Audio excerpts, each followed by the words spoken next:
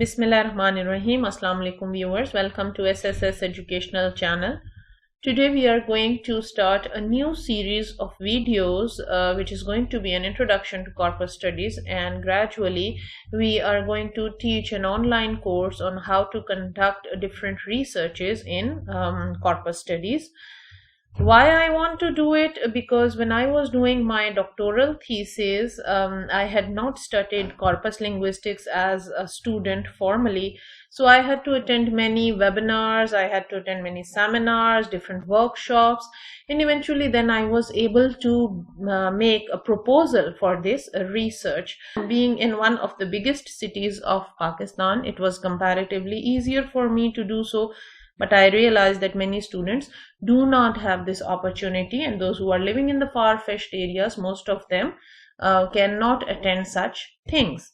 So if you have not subscribed to our channel, please do press the subscribe button and press the bell icon as well, so that you get a notification whenever a new video for introducing the corpus studies is uploaded. Now in this video we are going to discuss what is corpus.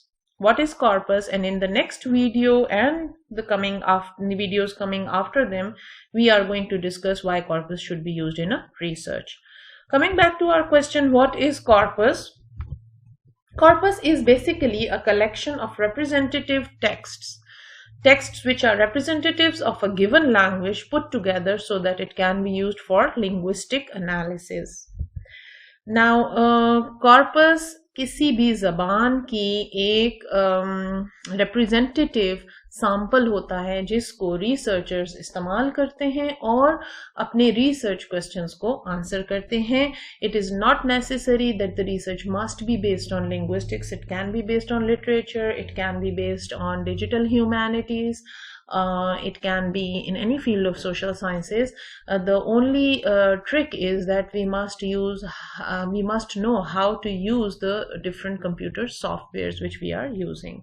The second point is that it is naturally occurring corpus. Naturally occurring का मतलब ये है कि the language is being used in that society in that way. Naturally occurring का ये मतलब नहीं है कि वो ज़रूरी spoken language हो. Written language आमतौर पर इस सेंस में naturally occurring नहीं होती कि the novels, they are meticulously prepared, they are meticulously written, they are edited, re-edited and re-edited many times, and eventually then they are published.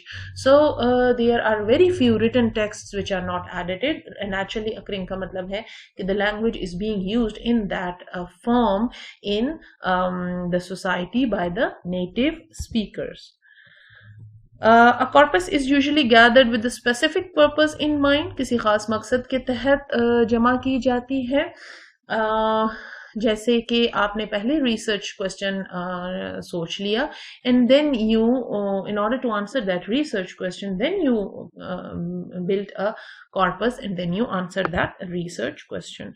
It is always machine readable. Yes, it is always machine readable because you are dealing with corpus softwares, and if a computer cannot read it, of course computer will not be able to analyze the structures. The frequency lists cannot be generated, collocation lists, collocation concordance lines, nothing can be generated. So it has to be machine readable.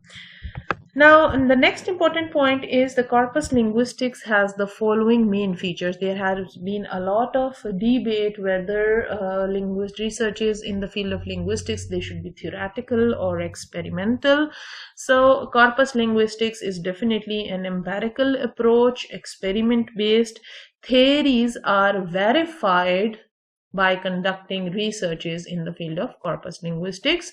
theories को verify करने के लिए, theories को prove करने के लिए corpus linguistics और नई theories devise करने के लिए corpus linguistics इस्तेमाल की जा सकती है. It may consist of spoken and written texts. It is not necessary that only written texts are included in a corpus. कोई भी spoken text भी include किया जा सकता है as far as it is available in machine readable form. You can choose the interviews of different politicians. Many people have conducted researches on the transcribed form of sitcoms or interviews, and they have been very successful in analyzing different structures. So spoken and written दोनों इस्तेमाल हो सकते हैं.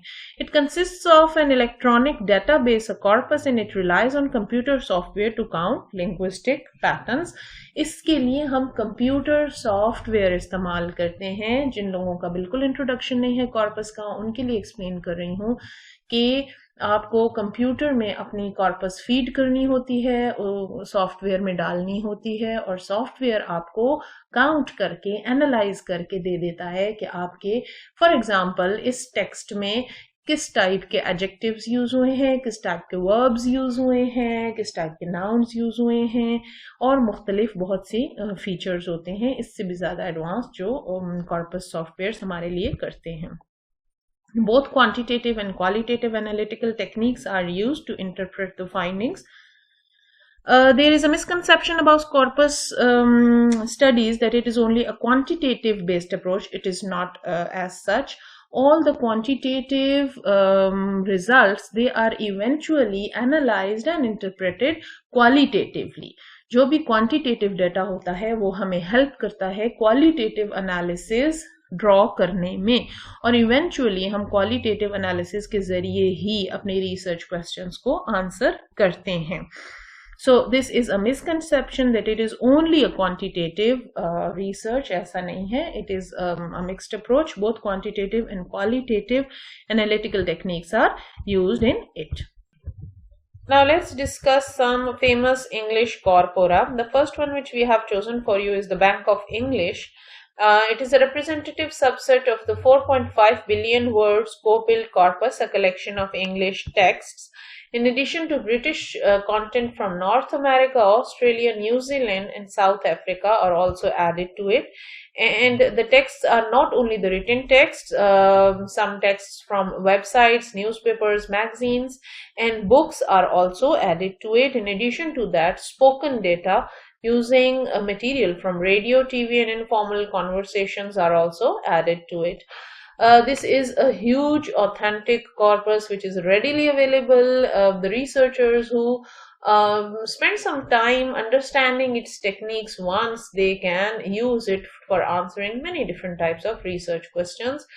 Readily available का क्या मतलब है? Readily available का ये मतलब है कि all you need is a device and an internet connection, and you can start your research. इसके इंटरफेस पर जाते हैं, वहां पर जाकर आपको डिफरेंट कैटेगरीज हैं, वहां से चूज करते हैं, and you start your research as quickly as possible. अगली वीडियो में इंशाल्लाह हम आने वाली वीडियोस में जब हम डिफरेंट कॉर्पस सॉफ्टवेयर डिस्कस करेंगे तो तब इंशाल्लाह हम बैंक ऑफ इंग्लिश, कॉका जो कि अभी इसके बाद हम इंट्रोड्यूस करवाने वाले हैं, ब्रिटिश नेशनल कॉर्पस, इन सब के इंटरफेसेस के ट्यूटोरियल भी देंगे कि वहां पर किस तरह से मुख्तलिफ रिसर्चर्स अपनी रिसर्च स्टार्ट कर सकते हैं. British National Corpus is the next important corpus. It consists of 90 million written words and 10 million spoken words. 90 million written words and 10 million spoken words से शायद आपको ये अंदाजा हो गया होगा कि आप अपनी researches अलग-अलग categories choose करके भी conduct कर सकते हैं. For example, if you want to analyze the spoken language, you may go only for this slot, 10 million words. If you want to analyze the written text, then you need to go to the other slot. Freely accessible, you can conduct your research on it. The latest edition is the BNC XML edition. It was released in 2007. Now, the last corpora which we are going to introduce is the largest freely available corpus of English language. Corpus के case में अक्सर researches में, I am not saying always, I repeat that often the large size is considered authentic. It is not always so, but most often, especially if we are conducting a research in the field of syntax, morphology, semantics, then the size of the corpus matters a lot. In case of discourse analysis, no, small corpora are equally valid and equally important. It has more than 560 million words of texts. 20 million words each year are added from 1990 to 2070. So 560 million words इसमें already हैं. It consists of spoken fiction, popular magazines, newspapers and academic texts. Different categories इसमें available हैं. This is the link. We will give the link in the description as well. You can go there. You can start your research right away if you have valid research questions. अपनी आने वाली videos में इंशाल्लाह हम ये भी discuss करेंगे कि मुख्तलिफ रिसर्चर्स अपना साइनॉप्सिस किस तरह डेवलप कर सकते हैं, what are the different stages जिसके लिए आपको बहुत दफ़ा फ्रस्ट्रेट होना पड़ता है. प्रॉपर सुपरवाइजर्स बाज़ दफ़ा गाइड करते नहीं, बाज़ दफ़ा कर नहीं सकते because of the time pressures. So students are at times really frustrated and I can understand those problems. ये synopsis development आपकी बिल्कुल foundation की तरह होती है. Once you have developed a sound synopsis, then research, conducting the research is very easy. जिस corpus की हम बात कर रहे थे ये है Corpus of Contemporary American English, COCOR. So one of the biggest, the largest in fact, corpus of English language. Purpose built corpora इसके अलावा है. अगर आपका रिसर्च क्वेश्चन ऐसा है जिसमें आप for example you want to compare the English newspapers from Pakistan and India to the English newspapers in United States and UK. So you will have to create a corpus for it, a purpose-built corpus for it, and that corpus would include only specific newspapers which you want to include. A collection of novels is another example of a purpose-built corpora. Transcribed sitcoms, if you have the resources to transcribe them, or if you have the a ready-made available transcription of these sitcoms. At times बहुत सारे जो sitcoms होते हैं उनकी मिल भी जाती हैं. I have seen many researches in which the speeches from politicians, they are used as sample.